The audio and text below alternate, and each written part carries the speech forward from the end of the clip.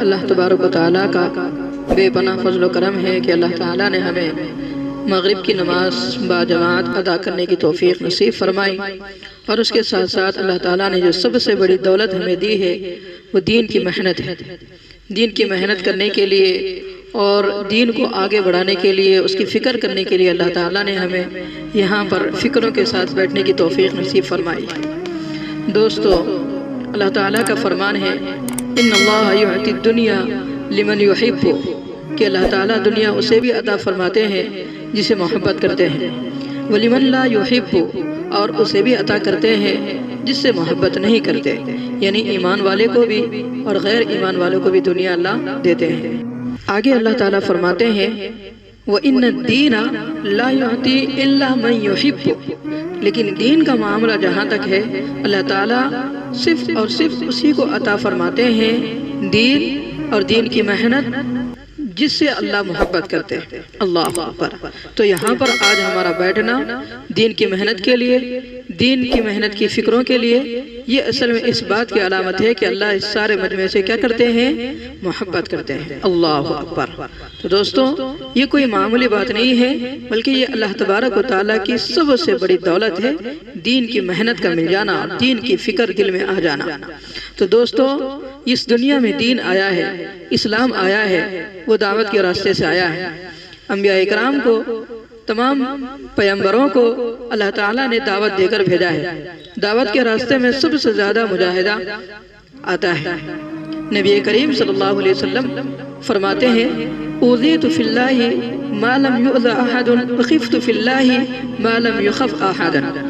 اللہ کے دین کے راستے میں جتنا مجھے ستایا گیا ہے کسی نبی کو نہیں ستایا گیا، جتنا مجھے ڈرایا گیا ہے کسی کو نہیں ڈرایا گیا۔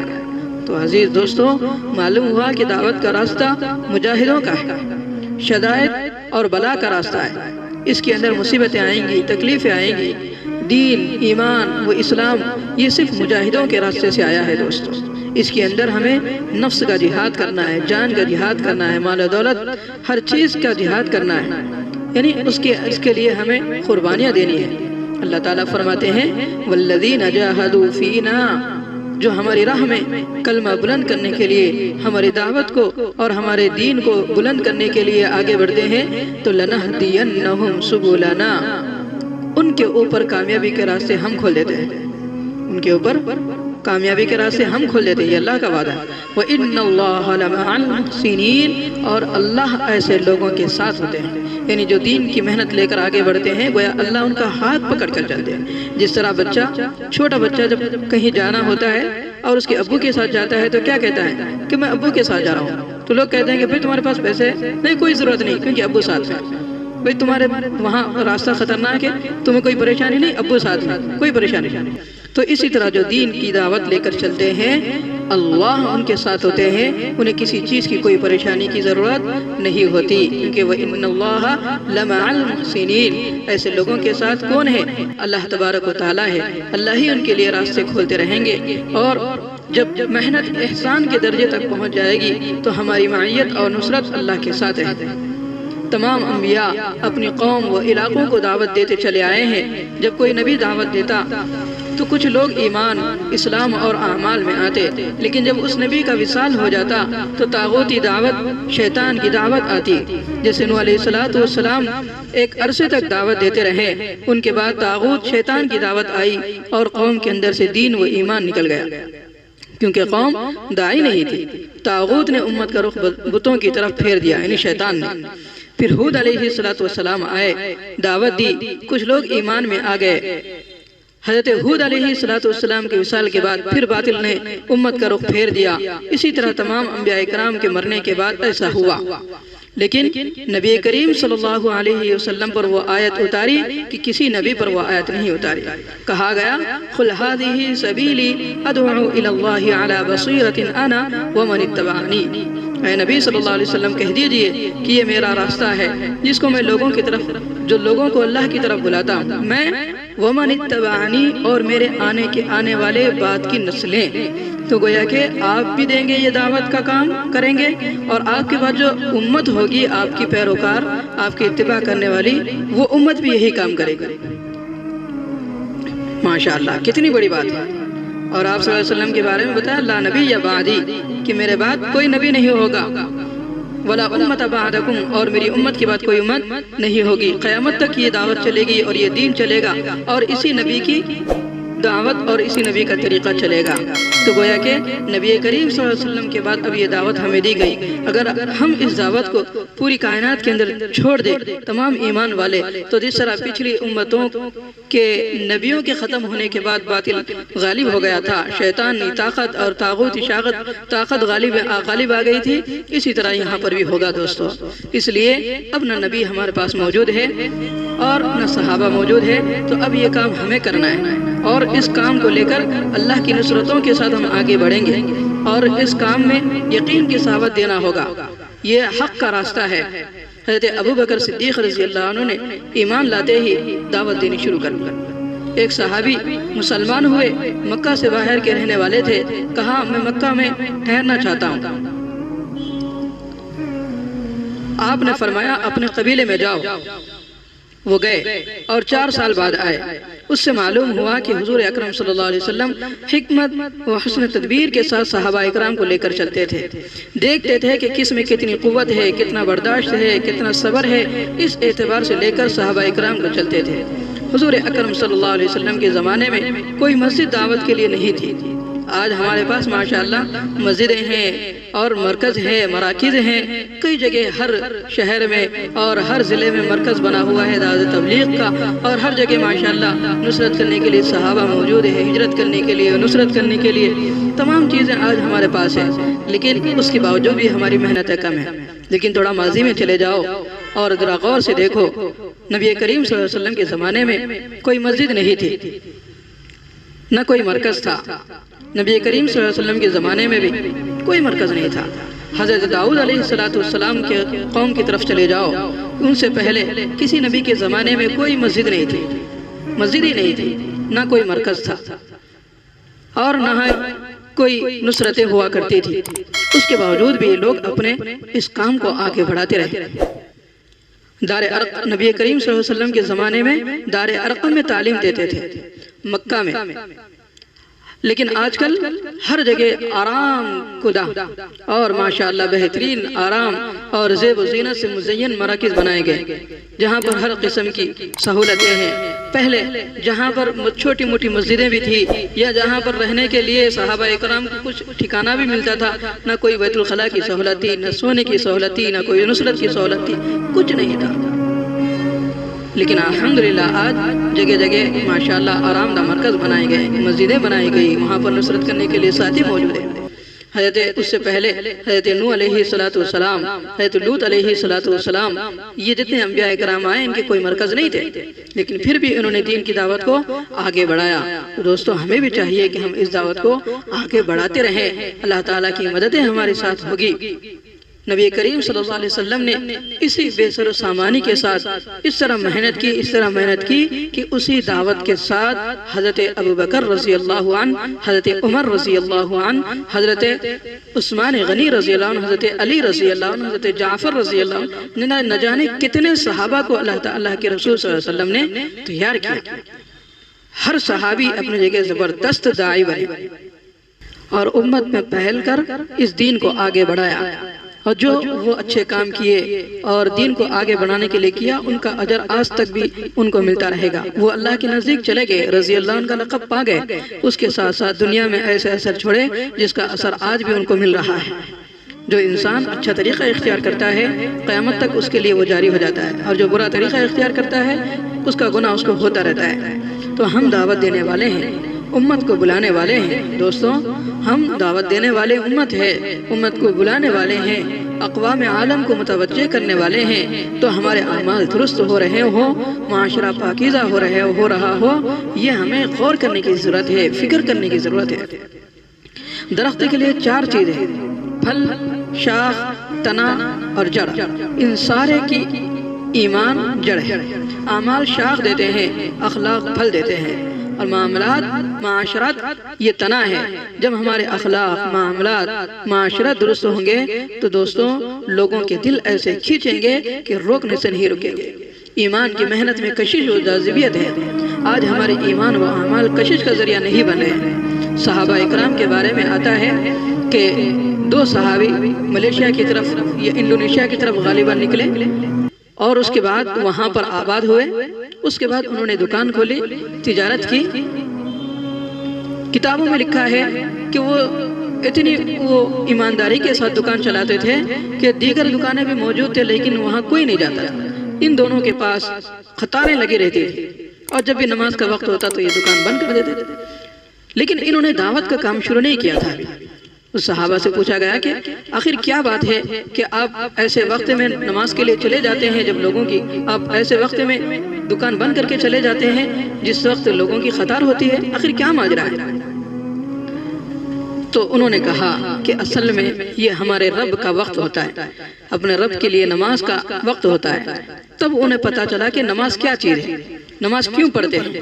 تب انہوں نے پوری تفصیل بتائی کہ نماز اصل میں اللہ کی عبادت ہے، اور پھر انہوں نے اچھی طریقے سے انہیں سمجھایا اور کہا کہ بھئی بات دراصل یہ ہے کہ ہم کو اللہ نے پیدا کیا ہے، اور پیدا کر کے اللہ نے ہمیں بتا دیا ہے کہ تمہارا کام یہ ہے، ہمارا کام یہ ہے، یعنی اللہ کی عبادت۔ کیا فرمایا؟ وَمَا خَلَقْتُ الْجِنَّ وَالْإِنسَ إِلَّا لِيَعْبُدُونَ۔ اللہ نے ہمیں کس لیے پیدا کیا؟ صرف اور صرف عبادت کے لیے پیدا کیا ہے۔ دنیا کے تمام چیزیں تو یہ تو اسباب کے طور پر ہے، لیکن اصل مقصد کیا ہے؟ وہ عبادت ہے۔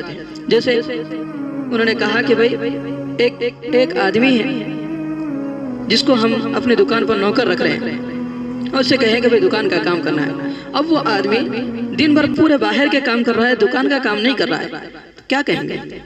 اسے دکان سے نکال پھینک دیں گے اور کہیں گے کہ یہ نافرمانی کر رہا ہے، اپنے مالک کے ساتھ بغاوت کر رہا ہے۔ تو اسی طرح اللہ نے ہمیں یہاں عبادت کے لیے بنایا ہے۔ اگر ہم دنیا کے اندر رہ کر اللہ کی عبادت نہیں کریں گے تو گویا کہ اللہ سے کیا کرنا ہے؟ یہ بغاوت ہے۔ اگر ہم دنیا کے اندر رہ کر اللہ کی نمازیں نہ پڑھیں گے تو جس مقصد کے لیے ہمیں بھیجا گیا وہ مقصد سے ہم خالی ہو رہے ہیں۔ تو جتنے بے نمازی ہیں گویا کہ اپنی دکان کا کام نہیں کر رہے ہیں، اپنے مالک کی فرمانبرداری اطاعت نہیں کر رہے ہیں۔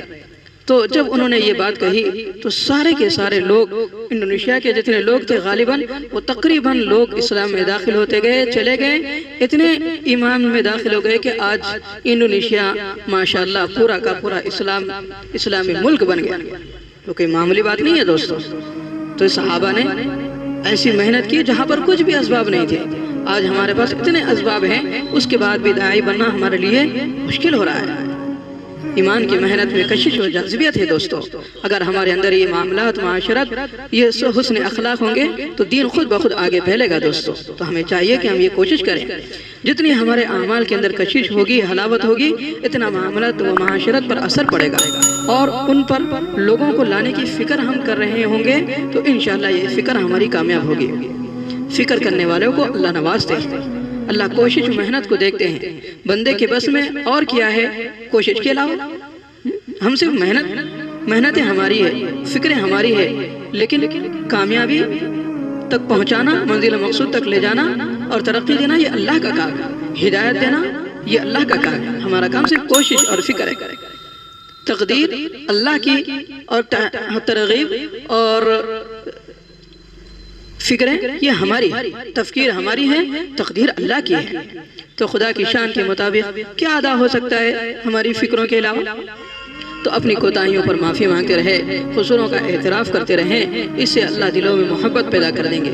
خود عزت کا خواہاں نہ ہو، وقار کا ڈھونڈنے والا نہ ہو، بلکہ عاجز بن کر رہے۔ من تواضع للہ رفعہ اللہ، جو اللہ کے لیے تواضع اختیار کرتے ہیں اللہ اسے بلند کر دیتے ہیں۔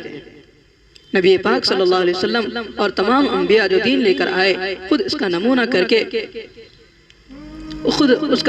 کے دکھایا۔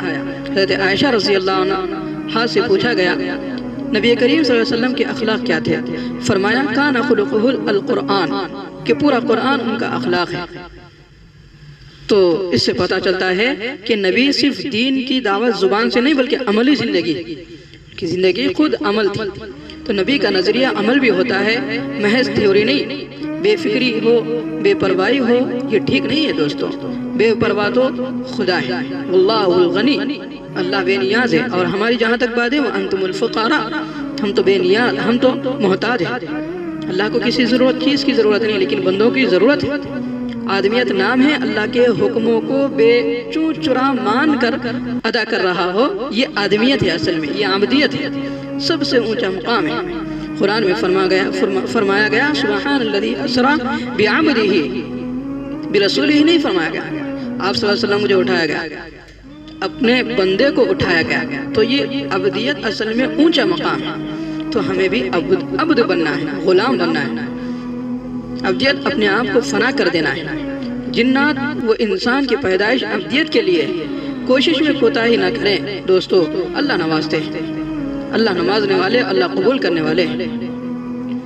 تو ہمیں عبد بننا ہے اور مشق کرنا ہے، اخلاق، معاملات، معاشرت ہمارے صحیح ہونا ہے، اور ہم رحمت بننا ہے ہمیں، اور رحم دل بننا ہے۔ وَمَا أَرْسَلْنَاكَ إِلَّا رَحْمَةً لِّلْعَالَمِينَ۔ کوئی پوچھے تو کیا ہے؟ کہیں کہ نبی رحمت صلی اللہ علیہ وسلم ہمارے لیے رحمت بنا کر بھیجے گئے۔ ہمیں بھی اس دین کی دعوت کے لیے رحم دل بننا ہے۔ دعوت سیکھتے سیکھتے ہمیں رحمت بننا خود بخود آ جائے گا انشاءاللہ العزیز۔ تو ہمیں ہمارے اندر اس چیز کی فکر کرنا ہے، اور پھر لوگوں کو جہاں تک ہو سکے نفع پہنچانے والے بنے۔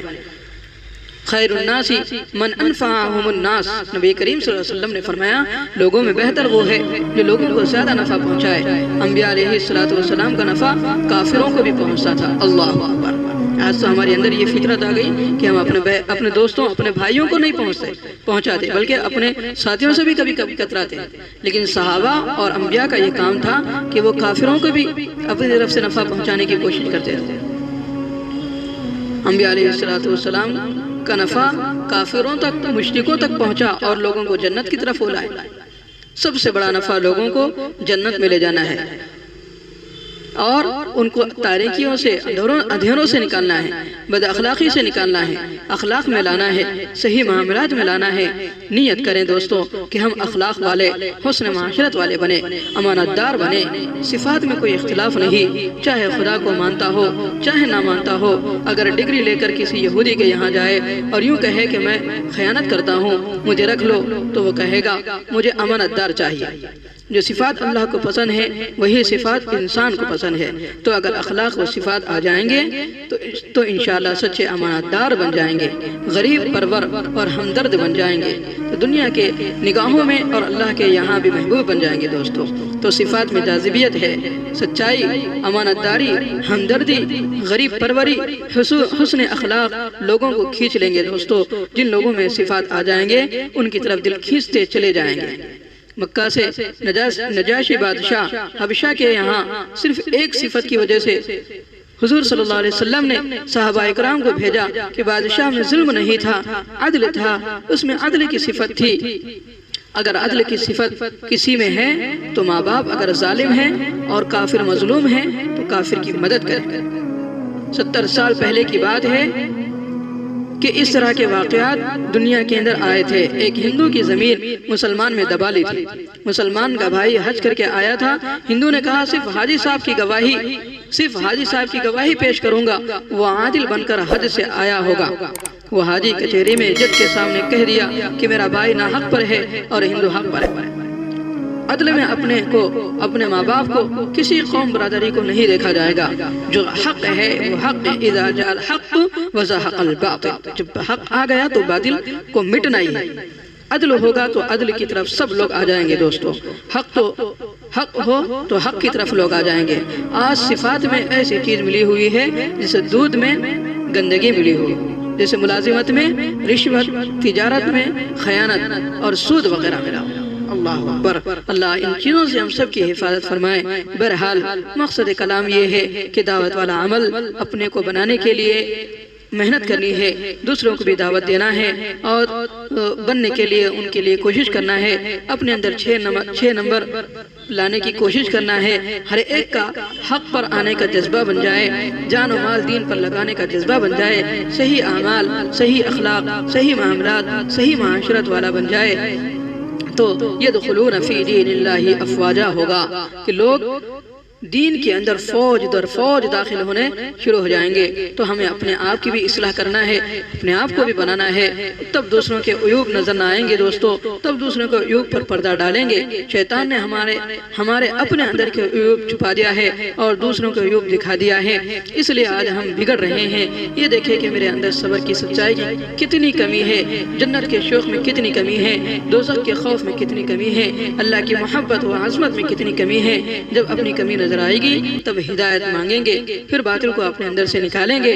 دعوت کی وجہ سے نبی کریم صلی اللہ علیہ وسلم نے فرمایا اِنَّا أَرْسَلْنَاكَ شَاهِدًا وَمُبَشِّرًا وَنَذِيرًا وَدَاعِيًا إِلَى اللَّهِ بِإِذْنِهِ وَسِرَاجًا مُنِيرًا، ہم نے آپ کو اپنے حکم سے گواہ، خوشخبری سنانے والا، ڈرانے والا اور لوگوں کو اللہ کی طرف بلانے والا اور روشن چراغ والا بنا کر بھیجا ہے۔ لہذا اپنے اندر سچائی، عدل، امانت داری اور محبت لانی ہے دوستو، اس کے لیے اللہ سے دعا مانگے۔ اگر عمل صحیح ہو تو دوستو دعائیں قبول ہوگی۔ ہم اتنی محنت کریں کہ اللہ کو ہماری محنت پسند آ جائے۔ نبی کریم صلی اللہ علیہ وسلم جس محنت کو لے کر ہمارے پاس آئے، جس عمل کو لے کر ہمارے پاس آئے، تمام انبیاء کرام نے جس قدر محنت کی اور لوگوں کو اسلام میں داخل کیا اور لوگوں کو دین کی طرف بلائے، دوستو ہم اللہ سے دعا کرتے ہیں کہ اللہ تعالیٰ ہمیں بھی ایسی محنت کرنے کی توفیق نصیب فرمائے اور اس دین کو آگے بڑھانے کے لیے کھڑے ہو جانے کی توفیق نصیب فرمائے۔ اللہ کے راستے میں 4 مہینے 40 دن بیرون کے لیے نکلنے کے لیے اللہ ہم سب کو پیش قدمی کے ساتھ، انصاف کے ساتھ اور حق کے ساتھ، اخلاص کے ساتھ کھڑا ہونے کی ہم سب کو توفیق نصیب فرمائے۔ دوستو اس لیے کہ یہ دنیا ایک سفر ہے اور ہم اس دنیا کے مسافر ہیں اور ہمیں ایک منزل مقصود پر پہنچنا ہے، اس لیے اس دنیا کے اندر رہتے ہوئے اس مصروفیت کے دور میں، اس فتنوں کے دور میں، اس سفر میں ہمیں آخرت کے لیے زاد راہ جمع کرنا ہے اور توشہ جمع کرنا ہے۔ اس کے لیے اس دین کی محنت کے لیے دعوت کا کام ہمیں کرنا ہے۔ دوستو دنیا کی تجارت تو دنیا کے فتنوں کو نہیں روک سکتی تو دین کے فتنوں کو کیسے روک سکتی ہے؟ اس لیے ان تجارتوں کو چھوڑو، اپنے کاروبار کو چھوڑو، اپنے دنیاوی مشغولیت کو چھوڑو۔ اس کے ساتھ ساتھ ہمیں آخرت کی بھی فکر کرنی ہے۔ سال میں کم سے کم 4 مہینے یا 40 دن تو نکالنا ہے، ہر مہینے کم سے کم 3 دن تو اللہ کے لیے ہمیں نکالنا ہے۔ دوستو اس طرح فکریں لے کر ہم کھڑے ہوں گے تو انشاءاللہ العزیز ہمارا یہ اخلاص کے ساتھ کھڑا ہونا اللہ کے یہاں قبول ہوگا۔ دوستو آج ہم جسے مدارس کے اندر مدرسے کے کمرے دکھاتے ہیں، مدرسے کی عمارتیں دکھائی جاتی ہے، اسی طرح ہمارے لیے کہیں اجتماع ہوتا ہے، کہا جاتا ہے کہ اتنے 100 جماعتیں نکلی ہے، 1000 جماعتیں نکلی ہے۔ نہیں دوستو ہمیں اس سے کوئی ضرورت نہیں، ہمیں اصل میں تعمیر کی ضرورت ہے۔ ہمیں اس چیز کی ضرورت نہیں کہ کتنی ہے، بلکہ ہمیں یہ چاہیے کہ انسان کتنے بنے ہیں، مومن کتنے بنے ہیں، اللہ کے نزدیک پیارے کتنے ہوئے ہیں، اللہ کو محبوب کتنے لوگ ہیں، یہ اصل ضرورت ہے۔ کس نے کتنی محنت کی ہے، یہ اصل فکر کی ضرورت ہے۔ تو دوستو ہمیں دکھلاوے کے لیے نہیں، ریا کے لیے نہیں، بلکہ اخلاص کے لیے، اخلاص کے ساتھ اس راہ میں نکلنے کے لیے تمام ساتھی جو حضرات اس عاجز کو بات سن رہے ہیں وہ اپنے اپنے لیے نام لکھائیں اور کھڑے ہو جائیں۔ جس طرح صحابہ نے دین کے لیے قربانی دی، آج ہمارے لیے بھی وہ وقت ہے ہم اس کے لیے زندگی میں ایک مرتبہ تو 4 مہینے نکالیں اور ہر سال 4 دن نکالنے کی کوشش کریں۔ اللہ سے دعا ہے کہ اللہ تعالیٰ سب سے زیادہ عاجز کو اس کی فکر کرنے کی توفیق نصیب فرمائے، اس لیے کہ عاجز سب سے زیادہ محتاج ہے۔ اور اسی طرح تمام سامعین جو اس عاجز کی بات کو سن رہے ہیں ان تمام کو بھی اس پر عمل کی توفیق نصیب فرمائے۔